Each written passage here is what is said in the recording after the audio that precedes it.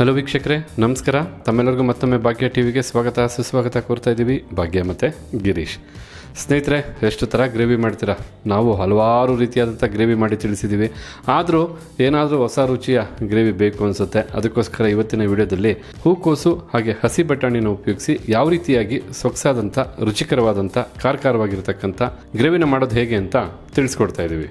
ಈ ಒಂದು ಗ್ರೇವಿಯ ರುಚಿ ಅಂಥದ್ದು, ಯಾಕೆಂದರೆ ಇದಕ್ಕೆ ಯೂಸ್ ಮಾಡ್ತಕ್ಕಂಥ ಮಸಾಲ ಪದಾರ್ಥಗಳು ಆ ರೀತಿ ಬಹಳ ಸೂಪರ್ ಆಗಿರುತ್ತೆ.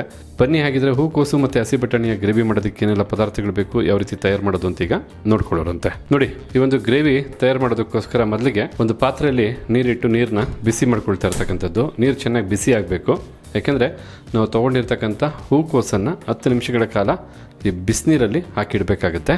ಈಗ ಇಲ್ಲಿ ನೋಡ್ತಾ ಇರ್ಬೋದು, ಸ್ವಲ್ಪ ಹೊತ್ತಿನ ನಂತರ ನೀರು ಚೆನ್ನಾಗಿ ಕುದೀತಾ ಇದೆ. ಈ ಸಮಯದಲ್ಲಿ ಫ್ಲೇಮನ್ನು ಆಫ್ ಮಾಡ್ಕೊಳ್ಳೋಣ.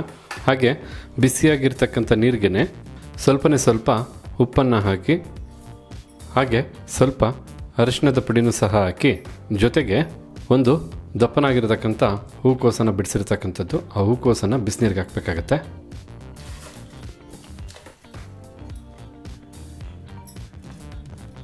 ಏಕೆಂದರೆ ಹೂಕೋಸಿಗೆ ಸ್ವಲ್ಪ ಔಷಧಿನ ಸಿಂಪಡಿಸಿರ್ತಾರೆ, ಹಾಗೆ ಹುಳು ಇರ್ತಕ್ಕಂಥ ಸಾಧ್ಯತೆ ಇರುತ್ತೆ. ಆದ ಕಾರಣ ಈ ರೀತಿ ಬಿಸಿನೀರಲ್ಲಿ ಹಾಕಿ 10 ನಿಮಿಷಗಳ ಕಾಲ ಬಿಡೋದ್ರಿಂದ ಅದೆಲ್ಲ ಕ್ಲಿಯರ್ ಆಗುತ್ತೆ. 10 ನಿಮಿಷಗಳ ಕಾಲ ಬಿಸಿನೀರಲ್ಲಿ ಹೂಕೋಸು ನೆನೆತಕ್ಕಂಥ ಈ ಸಮಯದಲ್ಲಿ ಈ ಒಂದು ಗ್ರೇವಿಗೆ ಬೇಕಾದಂಥ ಮಸಾಲ ಪೇಸ್ಟನ್ನು ಸಿದ್ಧ ಮಾಡೋದಕ್ಕೋಸ್ಕರ ಒಂದು ಮಿಕ್ಸಿ ಜಾರ್ನ ತೊಗೊಂಡಿರ್ತಕ್ಕಂಥದ್ದು. ಮಿಕ್ಸಿ ಜಾರ್ಗೆ ಮೊದಲಿಗೆ ಅರ್ಧ ಕಪ್ ಅಳತೆಯ ತೆಂಗಿನಕಾಯಿ ಈ ರೀತಿ ಚಿಕ್ಕದಾಗಿ ಕಟ್ ಮಾಡಿ ಬಳಸ್ತಾ ಇರ್ತಕ್ಕಂಥದ್ದು.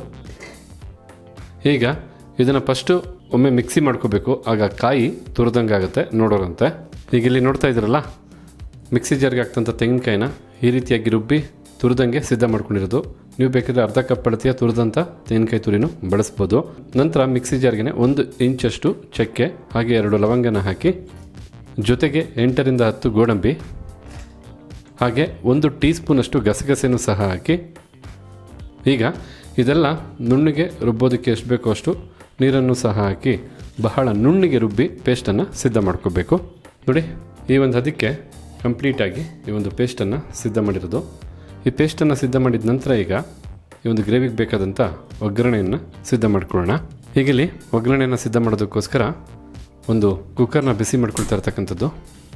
ಈಗ ಬಿಸಿಯಾದಂಥ ಕುಕ್ಕರ್ಗೆ 4 ಟೇಬಲ್ ಸ್ಪೂನಷ್ಟು ಎಣ್ಣೆನ ಹಾಕಿ ಎಣ್ಣೆನ ಬಿಸಿ ಮಾಡ್ಕೋಬೇಕಾಗತ್ತೆ.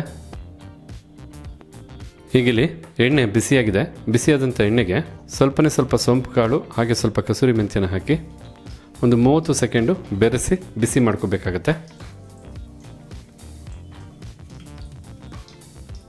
ಹಾಗೆ ಈ ಸಮಯದಲ್ಲಿ 1 ಈರುಳ್ಳಿನ ಹಾಕಿ ಮೀಡಿಯಂ ಫ್ಲೇಮ್ನಲ್ಲೇ 3 ನಿಮಿಷ ಈರುಳ್ಳಿನ ಫ್ರೈ ಮಾಡ್ಕೋಬೇಕಾಗತ್ತೆ. ಹೀಗಿಲ್ಲಿ ನೋಡ್ತಾ ಇರ್ಬೋದು, ಈರುಳ್ಳಿನ 3 ನಿಮಿಷಗಳ ಕಾಲ ಚೆನ್ನಾಗಿ ಫ್ರೈ ಮಾಡಾಯಿತು. ಈ ರೀತಿ ಈರುಳ್ಳಿನ ಫ್ರೈ ಮಾಡಿದ ನಂತರ 1 ಟೇಬಲ್ ಸ್ಪೂನಷ್ಟು ಶುಂಠಿ ಬೆಳ್ಳುಳ್ಳಿ ಪೇಸ್ಟನ್ನು ಹಾಕಿ 30 ಸೆಕೆಂಡ್ಗಳ ಕಾಲ ಬೆರೆಸಿ ಬಿಸಿ ಮಾಡಿ ಹಸಿ ವಾಸನೆ ಹೋಗೋವರೆಗೂ ಫ್ರೈ ಮಾಡ್ಕೋಬೇಕಾಗತ್ತೆ. ಈ ರೀತಿ ಶುಂಠಿ ಬೆಳ್ಳುಳ್ಳಿ ಪೇಸ್ಟನ್ನು ಸಹ ಫ್ರೈ ಮಾಡಿದ ನಂತರ 1 ಕಪ್ ಅಳತೆಯ ಹಸಿ ಬಟಾಣಿನ ಒಗ್ಗರಣೆಗೆ ಹಾಕ್ಕೊಳ್ತಾ ಇರ್ತಕ್ಕಂಥದ್ದು. ಈ ಹಸಿ ಬಟಾಣಿನ ಸರಿಸುಮಾರು ಏನಿಲ್ಲ ಅಂದರೂ 4 ರಿಂದ 5 ನಿಮಿಷ ಮೀಡಿಯಂ ಫ್ಲೇಮ್ನಲ್ಲೇ ಚೆನ್ನಾಗಿ ಫ್ರೈ ಮಾಡಬೇಕು.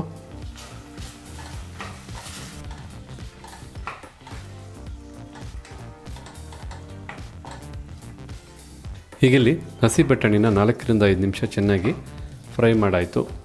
ಈ ರೀತಿ ಹಸಿ ಬಟಾಣಿನ ಎಣ್ಣೆಯಲ್ಲಿ ಫ್ರೈ ಮಾಡಿದ ನಂತರ 2 ನಾಟಿ ಟೊಮೊಟೊ ಹಣ್ಣನ್ನು ಭಾಳ ಚಿಕ್ಕದಾಗಿ ಕಟ್ ಮಾಡಿ ಬಳಸ್ತಾ ಇರ್ತಕ್ಕಂಥದ್ದು. ಈ ಟೊಮೊಟೊ ಹಣ್ಣನ್ನು ಸಹ 2 ರಿಂದ 3 ನಿಮಿಷ ಫ್ರೈ ಮಾಡ್ಕೋಬೇಕಾಗತ್ತೆ. ಬಹಳ ಸಿಂಪಲ್ ಆದ ರೆಸಿಪಿ, ಅಷ್ಟೇ ಸುಲಭವಾಗಿ ಮಾಡ್ಕೋಬೋದು. ನೀವು ಸುಲಭವಾಗಿ ತಯಾರು ಮಾಡಿದ್ರೂ ಸಹ ರುಚಿ ಮಾತ್ರ ಅದ್ಭುತವಾಗಿರುತ್ತೆ. ಬಿಸಿನಲ್ಲೇ ತಿಂತಾಯಿದ್ರೆ ಇದರ ರುಚಿ ಮತ್ತಷ್ಟು ಚೆನ್ನಾಗಿರುತ್ತೆ. ಹೀಗಿಲ್ಲಿ ನೋಡ್ತಾ ಇರ್ಬೋದು, ಟೊಮೊಟೊ ಹಣ್ಣು ಬಹಳ ಚೆನ್ನಾಗಿ ಫ್ರೈ ಆಗಿದೆ.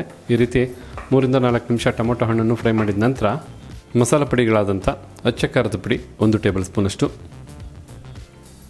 ಧನಿಯಾ ಪುಡಿ 1 ಟೇಬಲ್ ಸ್ಪೂನಷ್ಟು, ಗರಂ ಮಸಾಲ 1 ಟೀ ಸ್ಪೂನಷ್ಟು, ಹಾಗೆ ಸ್ವಲ್ಪನೇ ಸ್ವಲ್ಪ ಅರಿಶಿಣದ ಪುಡಿನೂ ಸಹ ಹಾಕಿ, ಜೊತೆಗೆ ರುಚಿಗೆ ತಕ್ಕಷ್ಟು ಉಪ್ಪನ್ನು ಸಹ ಹಾಕಿ ಒಂದು 30 ಸೆಕೆಂಡ್ಗಳ ಕಾಲ ಬೆರೆಸಿ ಬಿಸಿ ಮಾಡಿಕೊಂಡ್ರೆ ಸಾಕು. ಚೆನ್ನಾಗಿ ಬೆರಿಬೇಕು, ಸ್ವಲ್ಪ ಬಿಸಿ ಆಗಬೇಕು. ಈ ರೀತಿಯಾಗಿ ಬೆರೆಸಿ ಬಿಸಿ ಮಾಡಿದ ನಂತರ ಆಗಲೇ ನಾವು ಮಿಕ್ಸಿ ಜಾರಲ್ಲಿ ರುಬ್ಬಿಟ್ಟಂಥ ತೆಂಗಿನಕಾಯಿ ಪೇಸ್ಟನ್ನು ಹಾಕಬೇಕಾಗತ್ತೆ. ಈ ರೀತಿ ಮಸಾಲ ಪೇಸ್ಟನ್ನು ಹಾಕಾದ ನಂತರ ಬಿಸಿನೀರಲ್ಲಿ ನೆನೆಸಿದ್ವಲ್ಲ ಗೋಬಿ ಅಂದರೆ ಹೂವಿನ ಕೋಸು, ಅದನ್ನು ಬಿಸಿನೀರಿಂದ ಹೊರತೆಗೆದು ಕುಕ್ಕರ್ಗೆ ಹಾಕ್ಕೋಬೇಕಾಗತ್ತೆ.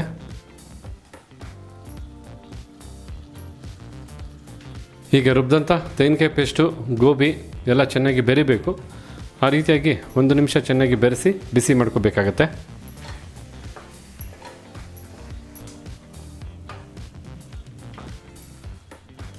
ಈ ರೀತಿ ಎಲ್ಲ ಚೆನ್ನಾಗಿ ಬೆರೆಯೋ ಹಾಗೆ ಮಿಕ್ಸ್ ಮಾಡಿದ ನಂತರ ಒಂದು ಅರ್ಧ ಕಪ್ಪಷ್ಟು ನೀರನ್ನು ಹಾಕಬೇಕು. ಅದನ್ನು ಮಿಕ್ಸಿ ಜಾರ್ಗೆ ಹಾಕಿ ನಂತರ ಕುಕ್ಕರ್ಗೆ ಹಾಕ್ತಾ ಇರ್ತಕ್ಕಂಥದ್ದು. ನಿಮಗೆ ಗ್ರೇವಿ ಯಾವ ಹದಕ್ಕೆ ಬೇಕೋ ಆ ಹದಕ್ಕೆ ನೀರನ್ನು ಏರುಪೇರು ಮಾಡ್ಕೋಬೋದು. ನೀರನ್ನು ಹಾಕಿರೋದ್ರಿಂದ ಮತ್ತೊಮ್ಮೆ ಮಿಕ್ಸ್ ಮಾಡ್ಕೋಬೇಕಾಗತ್ತೆ. ಮತ್ತೊಮ್ಮೆ ಮಿಕ್ಸ್ ಮಾಡಿ ಕುಕ್ಕರ್ ಲಿಡ್ಡನ್ನು ಮುಚ್ಚಿ 2 ವಿಸಲ್ ಕೂಗಿಸ್ಕೊಂಡ್ರೆ ಸಾಕಾಗುತ್ತೆ. ಸೊಗಸಾಗಿ ಗ್ರೇವಿ ಸಿದ್ಧವಾಗುತ್ತೆ.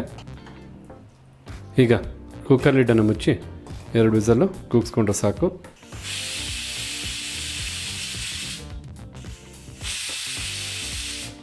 ಸ್ವಲ್ಪ ಹೊತ್ತಿನ ನಂತರ ಕುಕ್ಕರು ಕಂಪ್ಲೀಟಾಗಿ ತಣ್ಣಗಾಗಿರ್ತಕ್ಕಂಥದ್ದು.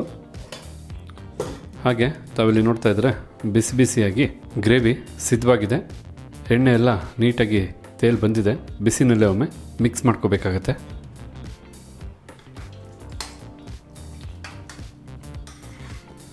ಬಿಸಿನಲ್ಲೇ ಒಮ್ಮೆ ಚೆನ್ನಾಗಿ ಮಿಕ್ಸ್ ಮಾಡಿದ ನಂತರ ತಾವಿಲ್ಲಿ ನೋಡ್ತಾ ಇದ್ದೀರಲ್ಲ ಹೂಕೋಸು ಹಾಗೆ ಹಸಿ ಬಟಾಣಿನ ಉಪಯೋಗಿಸಿ ತಯಾರು ಮಾಡಿದಂಥ ಗ್ರೇವಿ ಮಸಾಲ ಭರಿತವಾಗಿ ಬಿಸಿ ಬಿಸಿಯಾಗಿ ಅಷ್ಟೇ ರುಚಿಕರವಾಗಿ ಸೂಪರಾಗಿ ಸಿದ್ಧವಾಗಿದೆ. ಬಿಸಿನಲ್ಲೇ ಈ ಗ್ರೇವಿನ ತಿನ್ನೋದನ್ನು ಮರಿಬೇಡಿ, ಏಕೆಂದರೆ ದೋಸೆ, ಪೂರಿ, ಚಪಾತಿ, ರೋಟಿ ಎಲ್ಲದಕ್ಕೂ ಬಹಳ ಚೆನ್ನಾಗಿ ಹೊಂದ್ಕೊಡುತ್ತೆ. ಹಾಗಿದ್ರೆ ಇವತ್ತು ಈ ವಿಡಿಯೋ ಮೂಲಕ ನಾವು ಮಾಡಿ ತಿಳಿಸಿದಂಥ ಹಸಿ ಬಟಾಣಿ ಹಾಗೆ ಹೂಕೋಸಿನ ಗ್ರೇವಿ ತಮಗೆಲ್ಲರಿಗೂ ಇಷ್ಟ ಆಗಿದೆ ಅಂತ ತಿಳ್ಕೊಂಡಿದ್ದೀನಿ. ಇಷ್ಟ ಆಗಿದ್ರೆ ವಿಡಿಯೋಗೊಂದು ಲೈಕ್ ಮಾಡಿ. ಹಾಗೆ ಈ ರೆಸಿಪಿ ಬಗ್ಗೆ ತಮಗಿರ್ತಕ್ಕಂಥ ಅನಿಸಿಕೆ ಅಭಿಪ್ರಾಯನ ತಿಳಿಸೋದನ್ನು ಮರಿಬೇಡಿ. ಎಲ್ಲದಕ್ಕಿಂತ ಹೆಚ್ಚಾಗಿ ಈ ವಿಡಿಯೋನ ಮತ್ತೊಬ್ಬರಿಗೂ ಹೆಲ್ಪ್ ಆಗೋ ಹಾಗೆ ಶೇರ್ ಮಾಡೋದನ್ನು ಮರಿಬೇಡಿ ಅಂತ ಹೇಳ್ತಾ ತಮಗೆಲ್ಲರಿಗೂ ಧನ್ಯವಾದನ ತಿಳಿಸ್ತಾ ಇದ್ದೀವಿ. ಭಾಗ್ಯ ಮತ್ತು ಗಿರೀಶ್. ಮತ್ತೊಂದು ಹೊಸ ವಿಡಿಯೋದಲ್ಲಿ ಹೊಸ ರೆಸಿಪಿ ಜೊತೆ ತಮ್ಮನ್ನ ಭೇಟಿ ಮಾಡ್ತೀವಿ. ಅಲ್ಲಿವರೆಗೂ ನಮಸ್ಕಾರ ವೀಕ್ಷಕರೇ.